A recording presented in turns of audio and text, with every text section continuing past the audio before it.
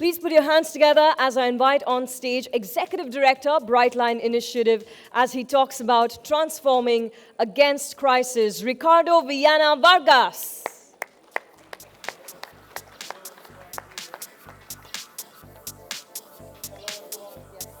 Yeah, first, before we start, I just want to say it's a real pleasure for me to be here. As Brazilian, okay, we have a very strong connections with India, some of the same challenges, and I'm really, really excited to talk to you a little bit about my experience and what we can learn from crisis. So take a look on that photo. It looks nice, it looks very cool, this design, but this is the Ebola virus. I was, for almost 5 years, the Global Director for Project Management and Infrastructure at the United Nations. So I was responsible from building hospitals to doing humanitarian rescue on, for example, the crisis with ISIS, and also on Ebola. And I want to tell you what happened on this case. This was 2014. And we have a massive outbreak of Ebola, killing around 11,000 people, 28,000 people affected. I was 2.5 years ago discussing on Brightline on how do we bridge the gap between ideas and execution. And then one of the members of Brightline is Bristol Myers Squibb, the pharmaceutical industry. And they came to me and they said, Ricardo, do you know what happened? When that crisis happened in 2014, something magic happened with the people inside our organization. People broke silos, people changed the modus operandi, and people start to say, we need to work on finding ways to create a vaccine or something that can address Ebola. This was not created by the CEO of Bristol Myers. This was not created by the senior vice president. This started in different groups of researchers. Then suddenly, Bristol Myers Squibb started talking with other pharmaceutical industries. You know, and suddenly, we had a massive collaboration that in normal conditions would never, ever exist. So what we did, we decided to understand what a crisis brings to the table that changes basic human behavior. So what is a crisis? A critical event of point of decision. If it's not handled in an appropriate and timely way, okay, it will become a disaster. So let me give you, going back to Ebola, and let me tell you one single case. I had more than 100 people in Liberia and Sierra Leone working on Ebola. Brazilian government decided to help the crisis. Brazil sent a ship of protective vests for the health professionals. So what Brazil did? Brazil put everything inside a ship and sent to Liberia, to Monrovia. That's it. Do you know what happened? On the other side, we said, look, to connect that two dots, you cannot just do one piece. That ship stayed almost 40 days at the port, waiting someone to take the goods and bring the goods where the need is. Because the biggest challenges of Ebola was how you can go to the small villages in the countryside of Liberia, Sierra Leone, and Guinea. Because that's where the place where the problems are. So you need to have to develop a different sense of urgency on that. You need. So I really like to show you. Let's go to September 11, 2001, the attacks in New York. Many of you have been to New York. And New York is a quite tough city, right? It's not a very, warm, welcome, and peaceful city, right? So you go there, the taxi driver seems that he or she is in a war, right? So everybody honking, it's crazy, right? It's crazy. You feel afraid of falling in the street and someone just running after you, right? But on that day, something changed. Of course, it's a tragedy.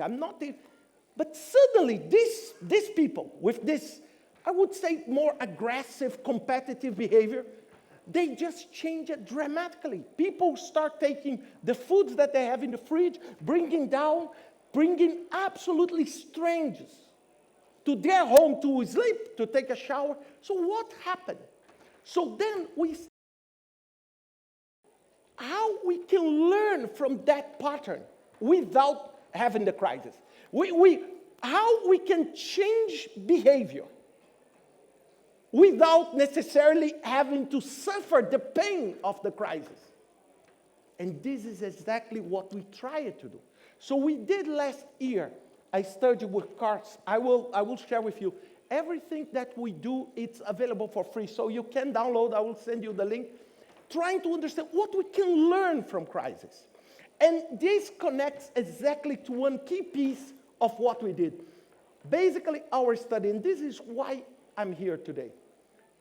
The key bridge to bring ideas to reality is human-centered bridge.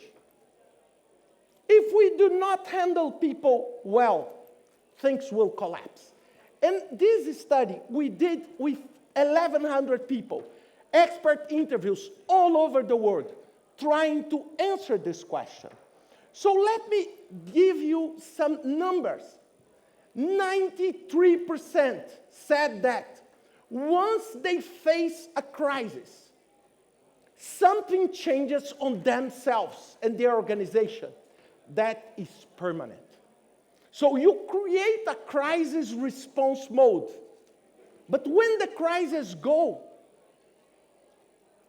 you keep that mindset. 93% of them.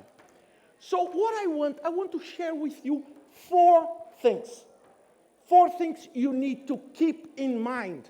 And I want to address this on the human side. The first thing you need to understand when you have this burning platform, when you are on a crisis, on this changing environment, it's focus on what matters. Do you know the problem we face today? All of us, including myself, we are overloaded with different things, right? If you go outside, I invited you to do that. Go, just leave outside and start walking. And stop on every single booth. You will arrive at the ground floor completely. No, I'm not saying scared, because do you know how you will feel? You will feel, I need to stop sleeping because I'm late. What is the problem? Is that the problem is we have so much information, there's so many things going on, that we forgot to focus on what really matters. What is really on the core of what you want to do in your organization? What is really, really important? So just to give you an idea, I'm fortunate to have an experience to travel for more than 80 countries. When you have an emergency response, what you need to do, you need to focus on what really matters. It's not what you think matters. It's what really, really matters. And this, just to show you, 75% said when we left the crisis, we became much more stronger. By having the challenge, I became stronger. Second, 91 changed their priorities. 91 left the crisis moment different. And let me go back to what I said when I just went here. I said I'm Brazilian and we have this affinity. And do you know what is one of my biggest today I don't live in Brazil anymore, but do you know one thing that is one of my biggest competitive advantages? And I can share this with you with absolutely comfort because 99.999% of the public here has the same. Since I was born, I live in a crisis mode. Just by being Brazilian. You know, we never know what is going on. You never know if you lose the job, get the job, if the currency will develop. And this is absolute because I lived 5 years in Denmark. When I speak to them, they say, how you can work like that? It's just because it's a behavior. I was here waiting, and then I asked them, how do you want me? Do you want me to use the handheld? And this, and they say, what do you prefer? I think, for me, it doesn't matter. If there is no slide enough, why? Because we learn how to operate in different circumstances, right? And this makes you better, makes you stronger. Second point, agility and need for speed. So let me tell you, one of the key aspects we found on the crisis mode that we must learn, and people talk, but people don't walk the talk. It's the need for speed. The sense of urgency. The sense of urgency, because let me tell you, for me it was amazing because before my time at the UN, I spent 20 years of my career in capital projects. I'm talking very for-profit environment. And then if you fail there, okay, people lose money. That's okay, but at the UN, if you fail, people just die. And it's simple like that.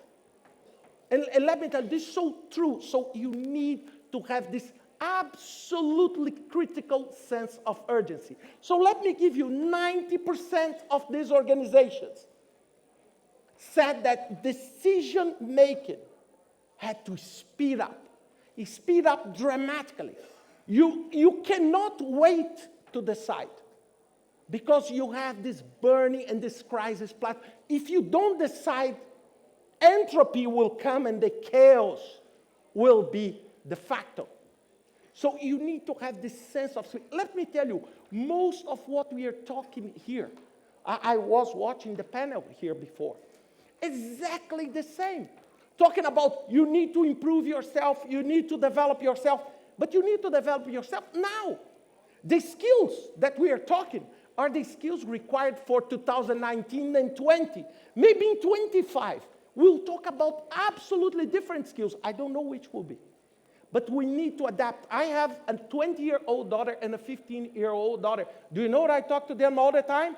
When they say, Dad, what I should do for a living? I say, you should be able to adapt and respond fast. This is the future of work.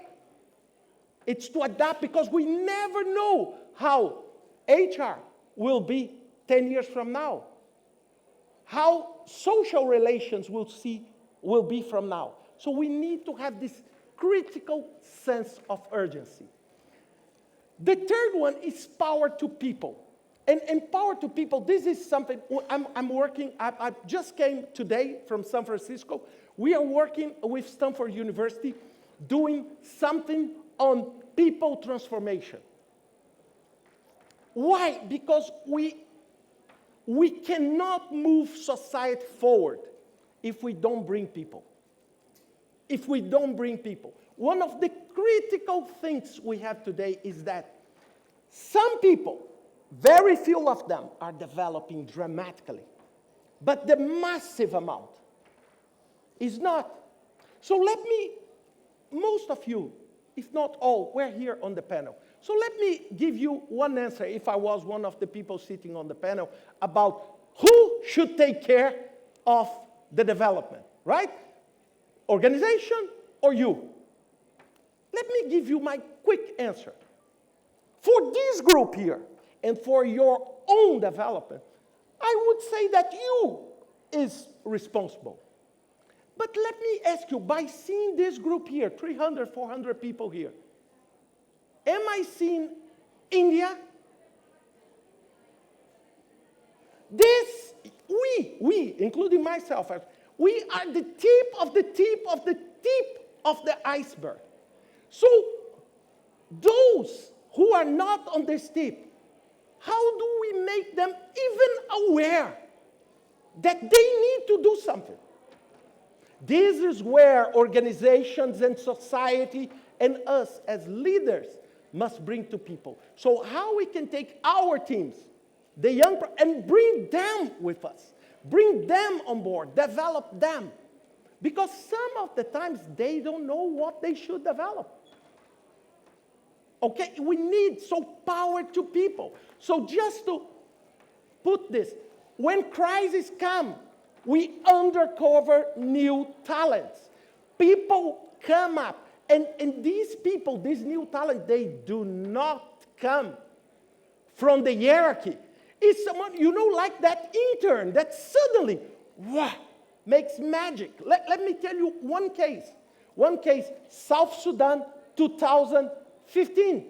In 2015 in South Sudan, South Sudan is still in a massive crisis. But in Juba, we had a massive humanitarian. The UN compound was not invaded, but many women and kids came to the compound to protect because people were being killed. One intern of the UN decided not to go home at Christmas. He dressed up as Santa Claus and spent the whole Christmas trying to give some love and care for those who lost absolutely everything. And if you look to that, what you may think, you may think, who was the boss that asked him to do that? Who? Oh, it was on the hierarchy. He filled a PO order to buy a Santa Claus vest. And then 3 layers after they approved a PO, they did a public procurement. They bought a Santa Claus. And then they did a selection on who would be Santa Claus. No. Suddenly, he appears as Santa Claus. And it was joyful to see what he was able to do with 10,000 people. Famine people with no food, nothing. So this is uncovered talents. So it's an opportunity to uncover this. 75, they said that structure was changed due to this. So when you change it, you said, look, I will change the way I operate. And fourth, communication. One of the key challenges of crisis is how to handle proper communication. So in a fast-paced environment, we have a massive challenge to communicate the right message to the right people. It's very fertile environment for fake news, for gossip, right? It's a perfect. If someone leaves the company, for example, if you have a crisis, the CEO leaves the company. Suddenly, next day, there are 10 different theories of what he or she left, right? If you don't communicate properly what happened, one of these fake theories will come up and will become the reality. So look here, 71% agree that clear understanding of priorities renew the sense of direction. Someone needs to say, look, folks, this is what matters, and this is what is important for us. So look, just to wrap up, not two crises are the same. Not at all. But what happens is that learn something new in your bag of experience. It's something very critical. Every time I'm interviewing someone to work with me, I don't want to hear their accomplishments. Their accomplishments I can read on their CV because nobody put failures in the CV, right? Nobody says section failures. And then you list all your failures. But what I want to know is, okay, in perfect conditions, everything is fine. But what do you do when things are not good? When you face a challenge, which kind of tool set do you have? And this is what we are talking, the Swiss arm knife, that we need to have in mind. So let me tell you, this report, the full report, is available at brightline.org. It's absolutely free. Just go there, download, and make the best use. Brightline exists for that. So Brightline is a PMI initiative, a Project Management Institute initiative, aiming exactly to identify why so many ideas do not become reality. Why we fail so dramatically on doing that. And look, we don't have more time. I'm just leaving to you my email and my Twitter account. I want to wish you a wonderful Congress. And please, just keep in mind one thing. If we want to succeed as a group of people and as society, we need not only to move forward, but we need to bring others with us on the journey forward.